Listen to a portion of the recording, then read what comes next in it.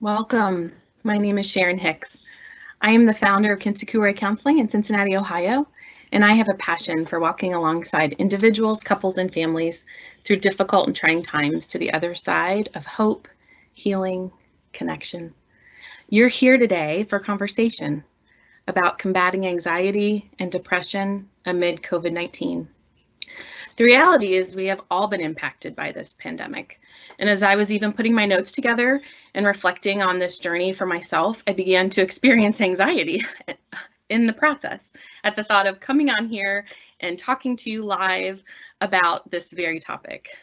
The irony is that that's exactly how anxiety is fueled. It's fueled with this thought or an idea that comes to mind, and then another contradicting thought might fuel a dialogue inside of our heads about what we should or shouldn't do and what might or might not happen, what could happen. And then we can sometimes be left inside of ourselves, either feeling alone with this back and forth internal dialogue, or in some cases, we can begin to just control the world around us with our words, our actions, or in some cases, we can become really paralyzed with fear and an inability to move in really any direction. And so here I sit with an opportunity to be present with you, and I can easily get lost in my own head. Does this sound familiar at all to you?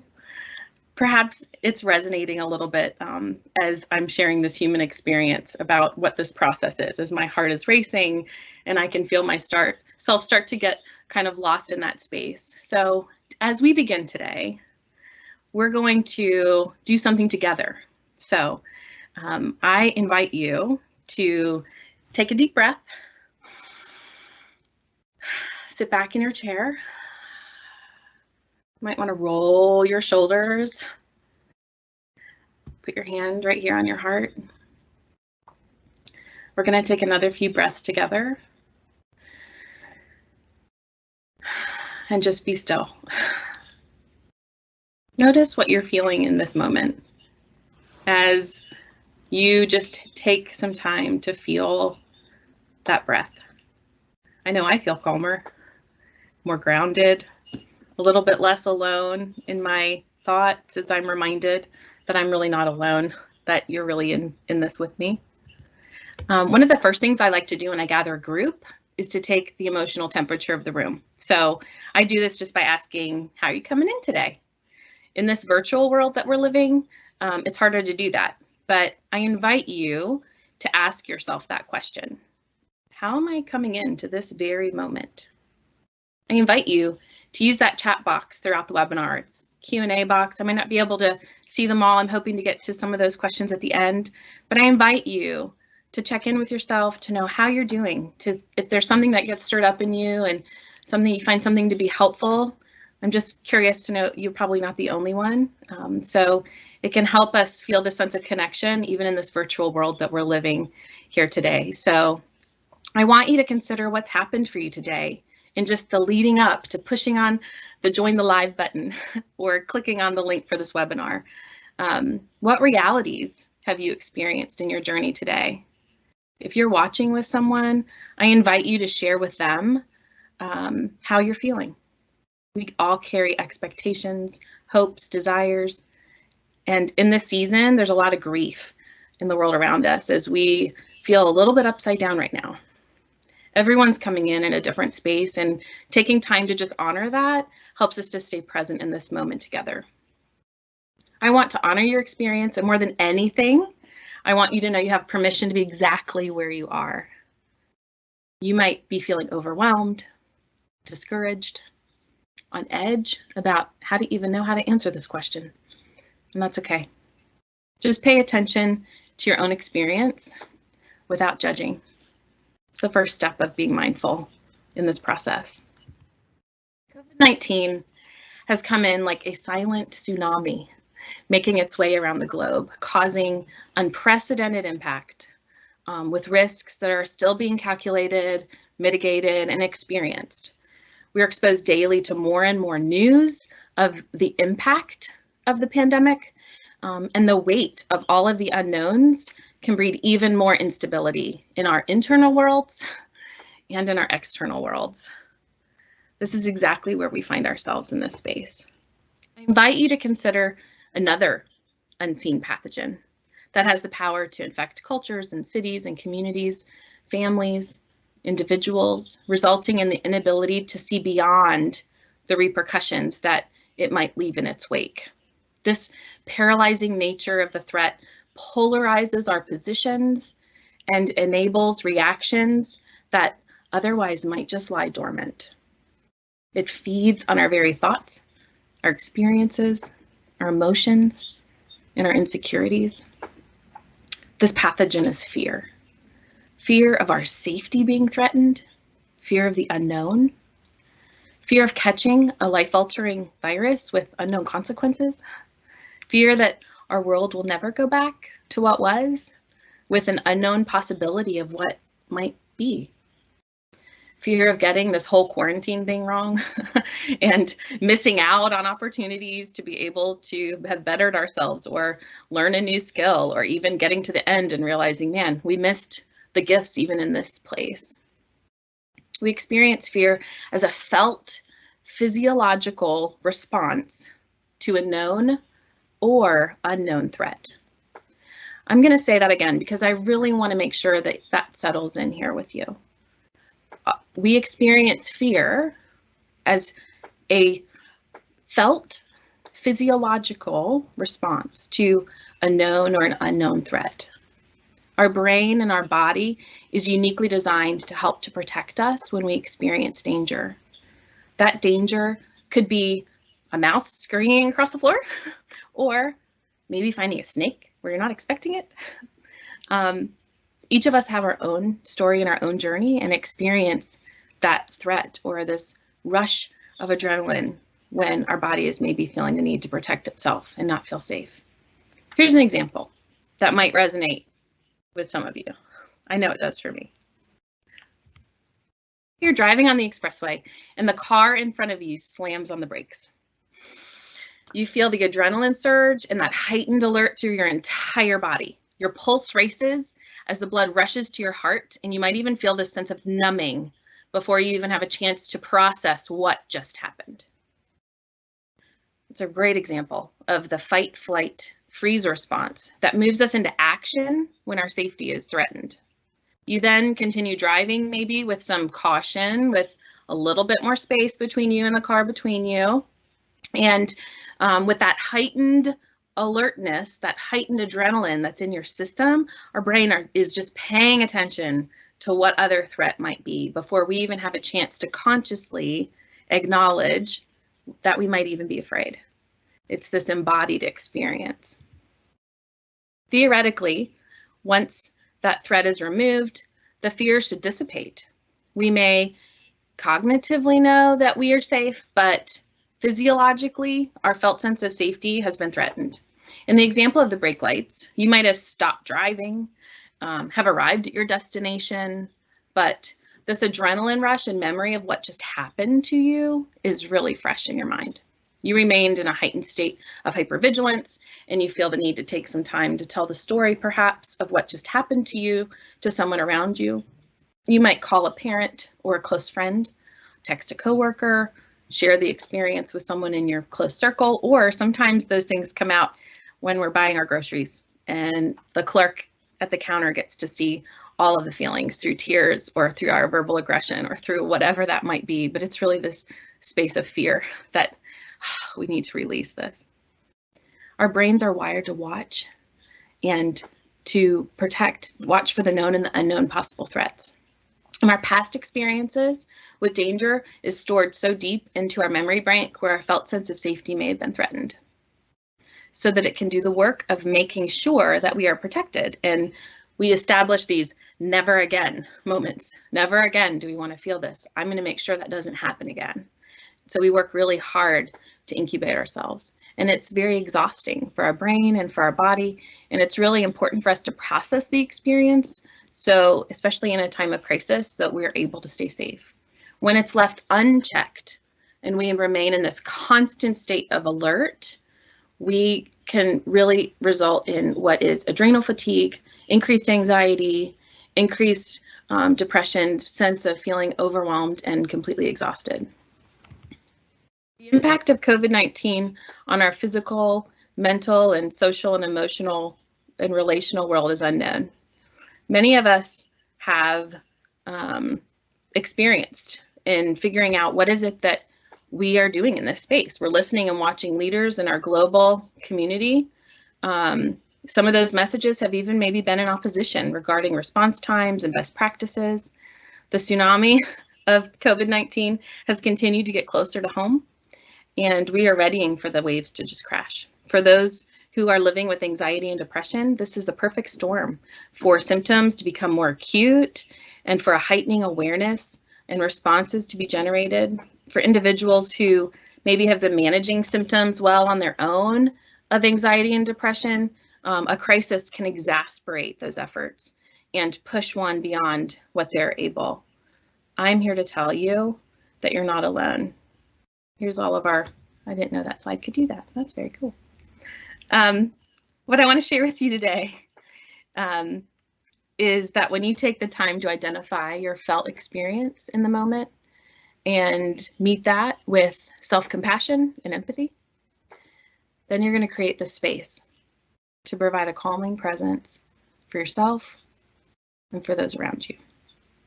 The first step in combating anxiety and depression is identifying what your felt experience is. We often go through life moving so quickly to the next thing that we don't often take time to slow down and truly feel what we are feeling in the moment. One of the gifts of this time that we have is slowing down and allowing space to actually be in our experience. Taking time to identify the current setting of your story is significant. We can ask ourselves the question, what just happened?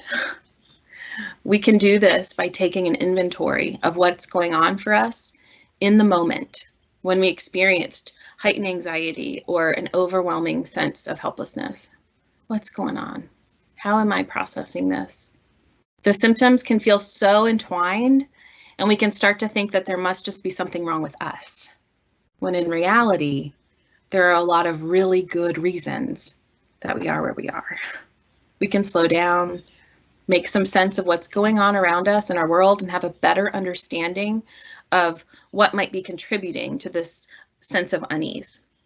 You have taken time out of your day to be here with me, and I want to give you the gift of time to go a little deeper by answering some questions about where you are right now.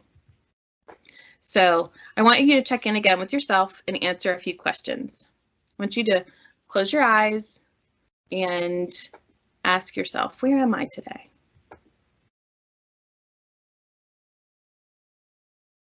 Where do you find yourself in this moment?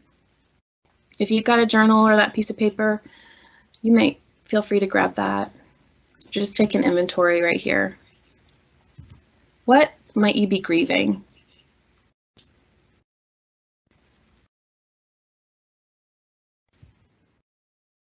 What might you be afraid of? I want you to think about that feeling wheel that we used at the beginning of the conversation and check in with yourself as you're processing, where am I? How am I coming in today? What is it that I am grieving? What internal and external stressors are present in this moment for me, in my home, in my story? That could be stress from work, from school, from a personal relationship distress, could be medical, emotional, financial. Every one of you is coming here with a different weight that you're carrying, and yet it matters. It's very significant.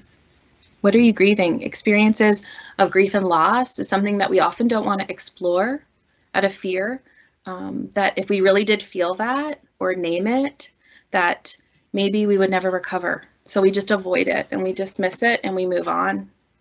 And it's counterintuitive, but we have to name our losses and express our grief so that we can make sense of the narrative of our story. This is where we are right here and now.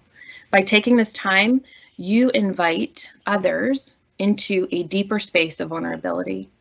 that invites connection. If you're someone who likes to jump to the end of the story or see how things are going to work out at the end before you get started reading the book, then this time of uncertainty is going to feel even more exasperating because the unknowns feel so overwhelming. So I invite you to embrace this place of just right here and now. Where might you be invited to be present in this moment with kindness towards yourself as you look with the lens of self-compassion and with grace? For those of you with a faith lens, I invite you to consider how might God be inviting you into a place of slowing down and receiving the care that He has for you in this deeper place in your mind and your heart and your soul and your spirit. For those who may be searching to try to find meaning in all of this and exploring what does it look like to fit into the bigger picture of what's going on around me, consider it to be an opportunity to reach out to someone, a trusted friend or counselor, or someone that you're able to not journey this road alone as you are processing the impact of this here and now in your story. We're going to take some time in this place of slowing and processing. I'm going to invite you to notice, like we did at the beginning of our time together. We did a little roll the shoulders. I didn't know my shoulders were tense until I rolled my shoulders. A lot of times we don't notice because we're not paying attention. And so I'm going to invite you to pay attention in a mindfulness exercise called a body scan. So we're going to get started. And all I need for you to do is make yourself comfortable. And you're watching this possibly at work or at home or wherever that is. So you know what it means for you to make yourself comfortable in this space. If you're sitting in a chair, allow yourself to have your back be straight, but not too stiff. Don't try too hard. Put your feet on the ground. Just be in this place. If you're standing, you can remain standing. If you're sitting, you can remain sitting. If you want to lie down and have your head supported, it's just important for you to be present in this. I want you to rest your hands gently on your lap or at your side. Just feel your hands wherever they may be. Allow your eyes to close or to remain open with a soft gaze, whatever is most comfortable for you. I want you to take several long, slow, deep breaths.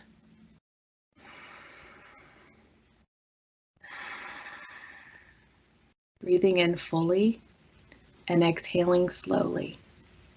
You're not going to do it wrong.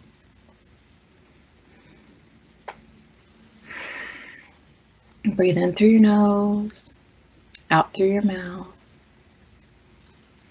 Take several long, slow breaths. Feel your stomach expand on an inhale and then relax and let go as you exhale. Begin to let go of the noises around you. Notice what you hear. Notice what's in your space. Shift your attention from this outside of you, the noises that are outside of you, and focus inside on yourself. If you do get distracted by noises or sounds in the room, just notice it and bring focus back to your breath. This is just about being mindful. You're in this moment, in this space, paying attention to where your mind goes, and then bringing it back to your breath. I want you to slowly bring your attention down to your feet. Begin observing the sensations in your feet. You might just want to wiggle your toes a little. Feel your toes against your socks, your shoes, your slippers. Just notice, without judgment, your toes.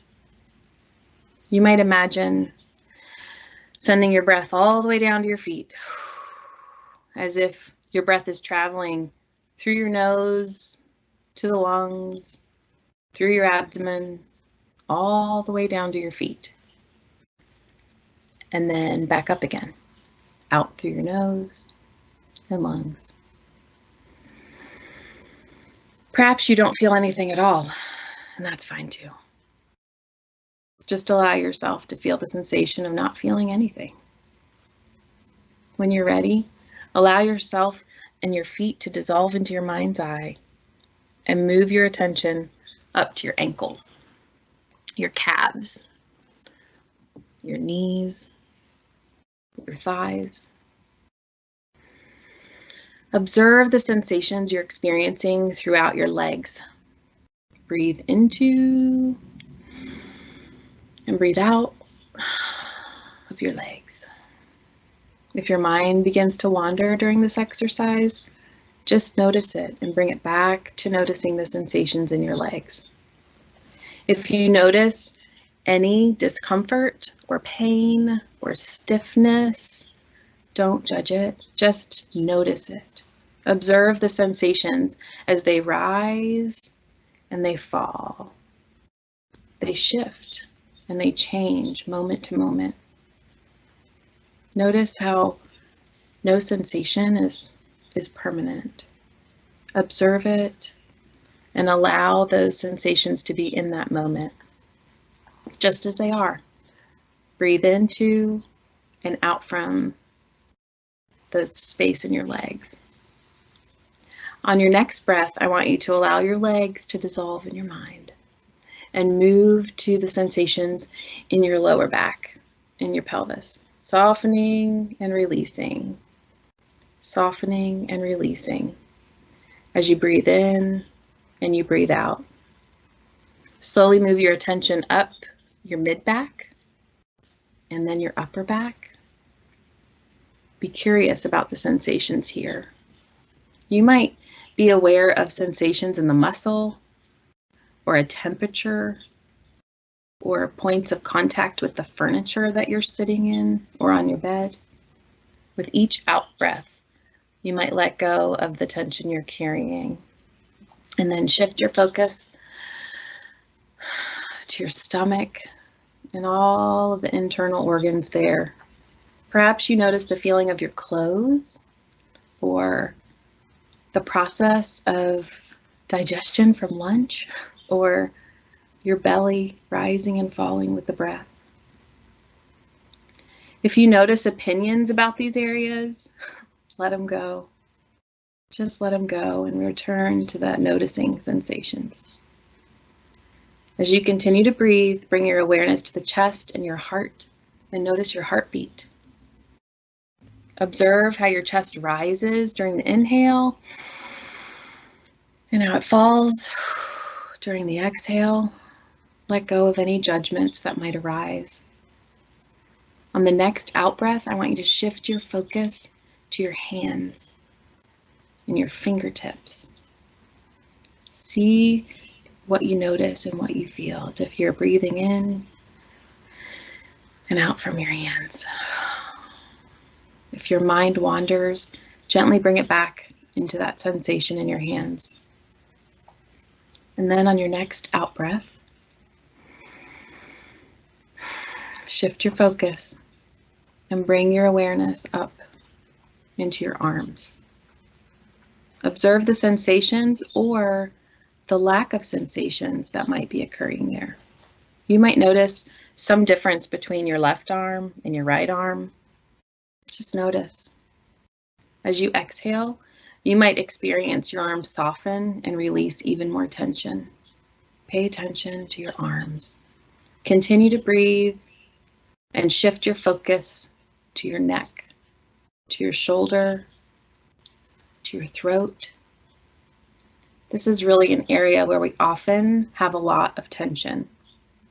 So take some time to just be with the sensations there. You could feel tightness, or you could feel a rigidity or a holding sensation. You might notice that your shoulders are moving with your breath. I want you to let go of any stories you might be telling yourself about this part of your body, your head, your shoulders, this part of this area. As you breathe, you might feel that tension rolling off your shoulders. On the next breath, I want you to shift your focus and direct your attention to your scalp, to your head, and your face. Observe all the sensations occurring there. Notice the movement of the air as you breathe into or out of your nostrils or mouth. As you exhale, you might notice the softening of any tension that you might be holding. And now let your attention expand out to include your entire body as a whole.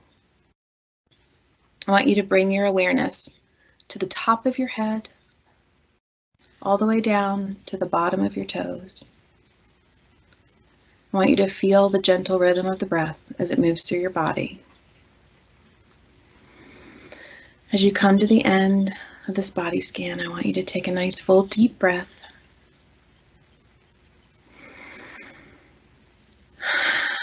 When you're ready, I want you to open your eyes and return your attention to the present moment. And as you become more awake, I want you to consider, how might this be used in the here and now of your story, in this place where we could become so crippled with anxiety and feel paralyzed to move. If we just take this time to slow down and be in this moment, it can really be a powerful experience. Thanks for walking with me through that. Now that you're settled in a little bit more, I want you to consider, I feel really relaxed now. I hope you do too. I haven't lost you. I want you to consider what you might need to add to your toolbox of coping strategies as you engage in this practice of caring for your mind, your body, your soul, your spirit. I want you to answer the questions. The question, what are maybe 5 things that soothe me when I'm feeling upset or dysregulated? You might consider taking time to identify things that you can take in from all of your senses. So I know when we are put in a situation where our coping strategies are non-existent, like the quick drive out, I'm a TJ Maxaholic and there's no TJ Maxing right now. And I'm having to face that reality that I need to just go away and look at beautiful things. And yes, I'm confessing TJ Maxx is one of my favorite little, what deals can I find? I'm needing to deal with this restlessness inside of me that maybe otherwise would be filled in another way. And so I want you to think about what might be some of those things. And if you think about our sensory, I've been sitting here this whole time holding this weight ball in my lap because I know when I'm feeling anxious, I need some input, sensory input. So here's an 8-pound ball that I'll sometimes carry around. And I've got some kiddos around the house who also appreciate that when they're feeling anxious or uneasy, we just grab the ball. So we're making a little sensory station around the house. I can show you a few of our things. I actually have this hand sanitizer that is something that includes staying safe and also has a lavender scent to it. So those are 2 things for me in my little toolbox that have really helped me. So I want you to consider what that might be for you. Dan Siegel is a neuroscientist that has done a lot of work with healthy brain development in kids and adults, and has introduced this concept of having a healthy diet for our brains that help us for optimal brain health. And it includes integrating what they coin as these 7 daily essential mental activities. And so I've listed those here for you on the slide. They include focus, play, connecting, physical time, time in, downtime, and sleep time. And in this season where everything feels upside down and we're navigating new rhythms, I love having a really quick way to take an inventory or an assessment. I could sit behind this computer and work all day, because working from home and being from home and living at home, there's a tendency I get lost in the time. And so this is an opportunity for our family to have a conversation. Hey, what does it look like for us to play together, for us to connect, for us to have downtime? How are we sleeping? Sleep is really significant, especially when it comes to our mental health. If we're not getting enough sleep, if we're not hydrating, eating regularly, we can really start to notice an increase in dysregulated feelings and emotions as our blood sugar is impacted by that. So I want you to consider what that might look like for you. So in summary, take another breath. As we end this time together, hoping to leave a few minutes here to take a look at your questions, because I want to hear from you too. I want to invite you to breathe. Be present in this moment without judgment, okay? We often can beat ourselves up for feeling a certain way or think that we need to explain away, what we're doing and how we're doing it and why it isn't, as bad as someone else has it. And especially in a time where we're in this global kind of crisis, it's really important for you that you're aware of, by dismissing or ignoring tending to yourself in that moment, we can tend to just feed that negative feedback loop. And so it leads to ruminating, and it leads to, how are we going to fix this problem? How do we get unstuck? How do we solve it?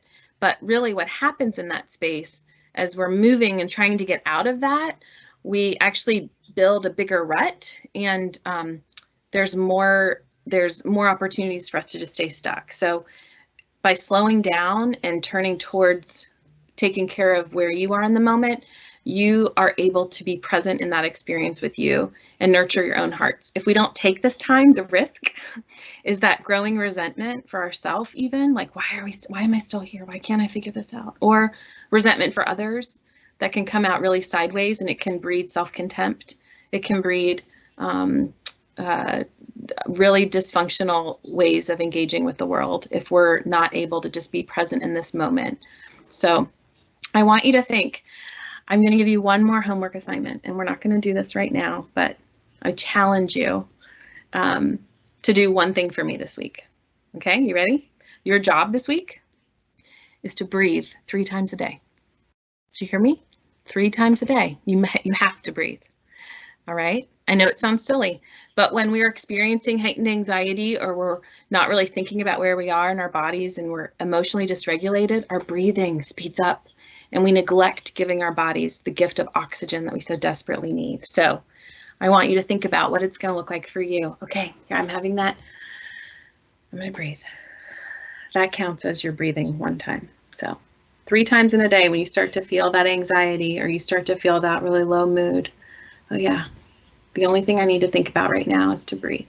Okay, can you do that for me?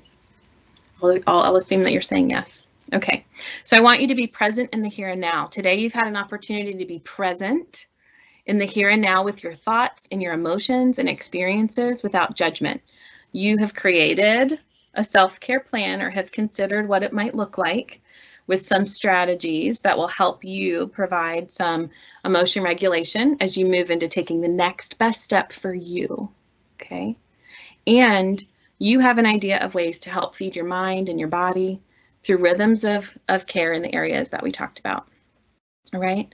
So I think it's really important as we end here, especially on this topic of mental health in a season where we are really in a place of isolation. Social distancing can really breed the sense of, I don't know how to be in this world. So if we already were experiencing anxiety and depression, it's really important to continue on those care plans that you have, that you are exercising, trying to get outside every day, working with those sleep habits, and then know that if you see an increase in symptoms, that you're following up with your doctor, you're following up with your prescriber, that you know that there's a lot going on in your world, that it's really important for us to be safe. So if you notice any increased thoughts of self or harm to self, or any suicidal thoughts, or that you feel like your symptoms are unmanageable, that you reach out for help. And I've provided a slide here for you in the event that there is a need for additional support. I want to normalize that. I want to take some of that stigma away, which is one reason why I really wanted to get this out here for the public, to be able to know, hey, there's opportunities, there's online support groups that are being formed. I'd love to get you connected with resources. There's telehealth services that mental health professionals are providing in ways that haven't maybe been as readily accessible.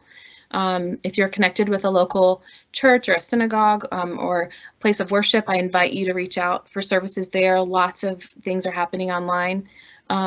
Continue to Follow up with your doctor if needed. If safety is a concern, I know going to the emergency room feels really like I'm going to be more not safe if I go there, but being able to know, hey, these are next best steps for you. Reaching out. There's a suicide hotline, domestic violence hotline out there. I know NAMI has a lot of groups on there. So I want you to not hesitate to reach out for support if needed. And I am going to exit out of here and see. I've left a little bit of time here.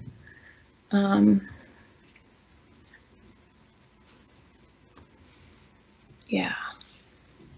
So I appreciate one question came in. I've never been agoraphobic, but I'm concerned about becoming that through this. So walking through this crisis, that feeling of I feel really toxic being outside, like I'm afraid to almost leave. And I think that's one really significant awareness, self-awareness. And of course, when we're being told, you know, all of a sudden the switch has been flipped and nothing feels safe, nothing feels like we're able to navigate the world safely. And I know that being able to follow up and understand really how the disease spreads, what are the facts that we know to be true, and it's really overwhelming, especially right now when even that feels like it's unknown. So I want to normalize that fear of knowing that this is really part of the understanding of the virus and understanding what does it mean, how does it spread, feel that feeling of am I safe in relationship to others, what is going to be the new norm, so that I can really feel safe and secure. And I would invite you to reach out, like I mentioned, to support group, to your community of support. I'd love to get anyone connected. I'm forming some groups to just have this dialogue, process what is going on. We're all walking through this for the first time, and it can feel really overwhelming, or we get the stigma that somehow I feel like I'm alone. Yes, grieving the loss of normal things, like being able to go to the grocery store, like being able to just do the things that really were normal life, right? Like it's like a whole other world we've fallen in, and yet we're just still right at home, which I think is really confusing. We've lived abroad a couple times in different cultures, and that's a known change, like navigating a grocery store or navigating another experience from this lens of, I can expect it's going to be different. I know I'm going to have to figure out a new normal. What is going to be our go-to coping in this environment? You know, that's part of shifting a lens. But when our home and our everyday routine in the here and now has become not a place of safety, and we don't really know what those things are that we can and can't do, it's grieving the loss of, oh man, acknowledging the weight of going to the grocery store. I miss going to the grocery store without feeling like I need to suit up. And so I think just the reminder that we're in this together, that you're not alone. It's been an overwhelming response of participants who've reached out to these webinars, and it's my hope to continue to provide these resources to the community, because I think that message of you're not alone, being able to figure out how to be in this moment is really important. So continuing to find those places of connection that feed your soul. So I'm really glad to have had you all here today. I honor your time and your space. Before we close, I just want to say, be well, and I am just really thankful that you chose to be here in this moment. So I want to figure out how to get my slideshow back on. I don't know where it went. And if I hit the X button, I'm going to lose you all. So I'm just going to say thank you. If you would like support services or resources, this is very live, as you can tell, and I'm still holding my weighted ball. You can send an email, the info@kinsakuroicounseling.com. I would love to, I have support, counseling support networks set up all around the nation, and I do work in that space. So I would love to help you get connected. If you've heard anything today that resonated with you, if you're interested in finding someone in your local area, I would love to be a resource for you in that. So feel free to reach out. Be well. You're not alone.